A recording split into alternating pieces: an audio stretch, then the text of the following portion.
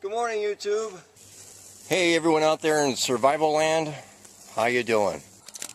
Oh, they're frisky. Oh, look at that. Look at them go. Now, these things ignite really quick. See how quick I just barely touched that. Hey, YouTube. Freedom for Chaos here. Hey, guys. I just want to make a video today, and I want to throw my 2 cents in here. And, you can leave comments below. Let me know what you think. But, I want to talk about the debt ceiling right now, just for a minute here, and just how it kind of ties into what's going on with our economy right now in the financial market. There is so much debt in this country, and we are so tied to China and other foreign markets, it's just unbelievable. Now, we have the two-party system here in the United States. We have the Democrats and we have the Republicans. And, for some reason, people seem to think that they can vote the bad guys out and put the good guys in, when the bottom line is this, okay? It doesn't matter who's in there. If a new guy gets in there, the bankers come to him and they pull out their cash wad and say, how much money do you need to vote my way? And their vote goes to the highest bidder. They don't listen to the people anymore. They don't pay attention to us as citizens anymore. They do whatever it is that they want to do. They listen to the bankers.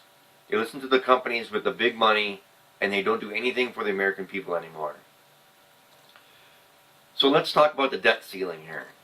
My point is this. Let's use Minnesota as an example. It's been like 10, 11 days since the state of Minnesota has been active as far as a government, okay?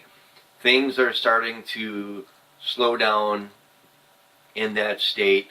There are some things going on, like I know the farmers are starting to make some noise because they're not getting everything that they need for their crops and things like that, which is rather interesting. And what's rather interesting with all of this is that, what if they decide that they don't want to agree on this debt ceiling? Okay, and Obama already said that it's possible that the Social Security checks aren't going to go out in early August. So let's just go with that scenario, all right? I saw an article yesterday where they said if they don't agree on the debt ceiling, that the first group of people they're going to pay is the military, which is understandable. We've got people overseas fighting illegal wars, so they're putting their lives on the line, so I think that those folks should be paid.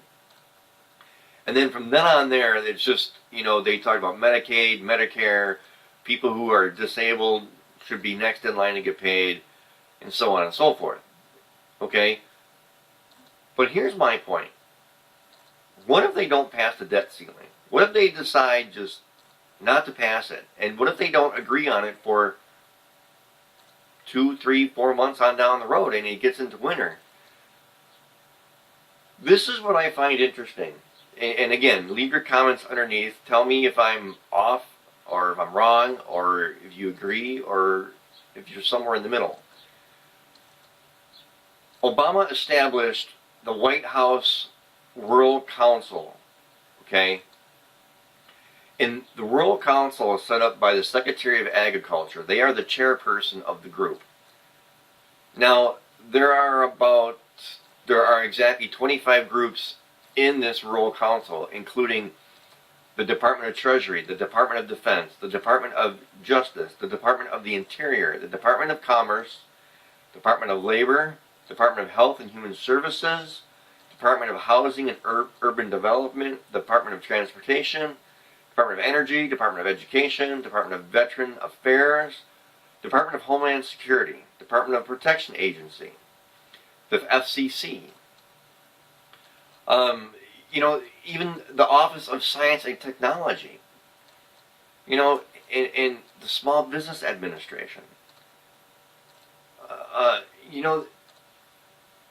What kind of concerns me is that they have all of these cabinets and organizations and departments grouped together with the Rural Council. Now, again, let's say that the checks don't go out, the Social Security checks, they don't go out, and people start to get hungry. because they can't buy food or they can't buy water, because they didn't listen to us and they didn't prepare, which is probably about 90% of the country.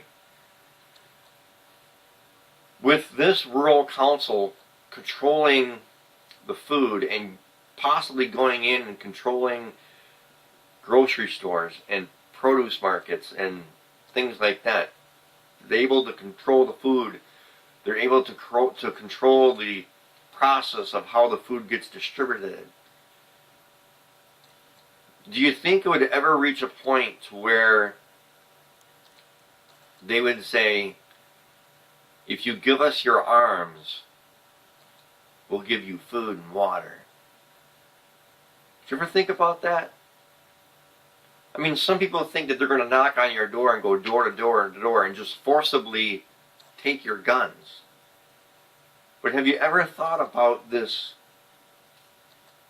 rural council who is in total control of the agriculture, farming, the food, possibly how it's processed, possibly how it gets to your dinner table?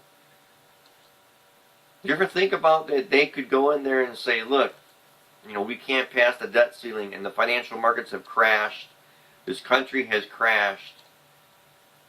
If you give us your guns, we'll give you food and water. Did you ever think about that? Let me know what you think. Put a comment underneath. Or better yet, make a video response. Interesting times that we live in.